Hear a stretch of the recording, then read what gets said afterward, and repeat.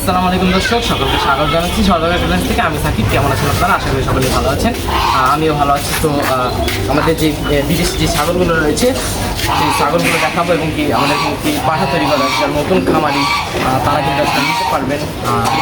চলেন আপনাদেরকে দেখাবো।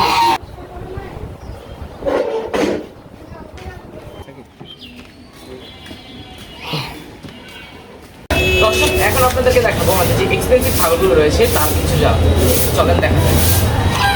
তার মধ্যে আমাদের এই যে ছাগলটি রয়েছে এটি হচ্ছে সৌদি আরবিয়ান যে রাহাবি জাত বলা হয়, সেই রাহাবি জাতের এই ছাগলটি আমাদের খামারের নামে হচ্ছে, ওর নাম কিং।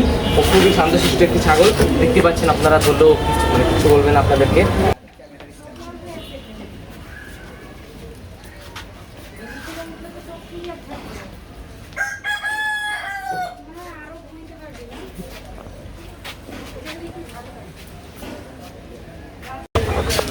দর্শক, আরেকটি এক্সপেন্সিভ যে ছাগল আছে সেটি কিন্তু এখানে রয়েছে।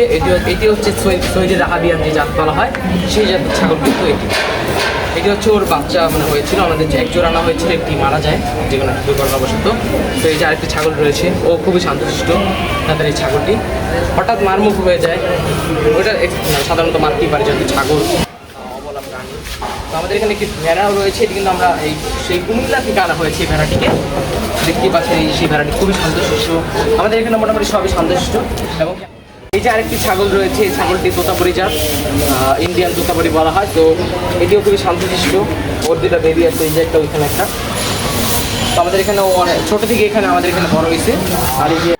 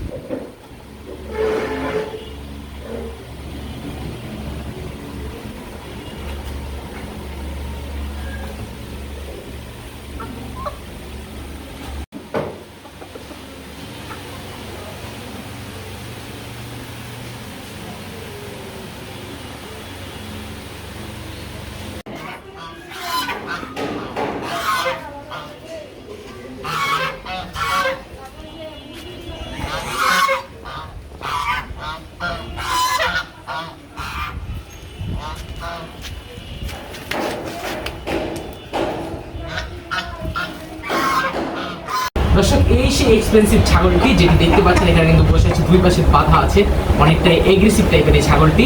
আর ওর বয়স হচ্ছে গিয়ে 2.5 বছর। আর ওর জাত হচ্ছে গিয়ে আফ্রিকান ওয়াল জাত যেটা কি বলা হয়, সেই জাতটি হচ্ছে গিয়ে ওর। আর অনেকেই জিজ্ঞেস করতে পারেন যে আসলে ওকে কি খাবার দেওয়া হয়, যেহেতু এত বড় জাতের ছাগল। ওর খাবারে মূলত হচ্ছে গিয়ে মাঝে মধ্যে ঘাস, কাঁঠাল পাতা দেওয়া হয়, এবং কি প্রতিদিনের খাবার যেটিকে বলা হয়, সেটি দানাদার খাবার যেটিকে বলা হয়, সেটি কিন্তু দেওয়া হয়। 4-5 পদের ভুসি এবং কি খড় দেওয়া হয়। দর্শক, আজকের ভিডিও ছিল এই পর্যন্তই। আমাদের ভিডিওটি কেমন লেগেছে অবশ্যই কমেন্টে জানাবেন, এবং কি আমাদের পেজটি যে রয়েছে এটিকে ফলো করে দিয়ে আমাদের পাশেই থাকবেন। ধন্যবাদ।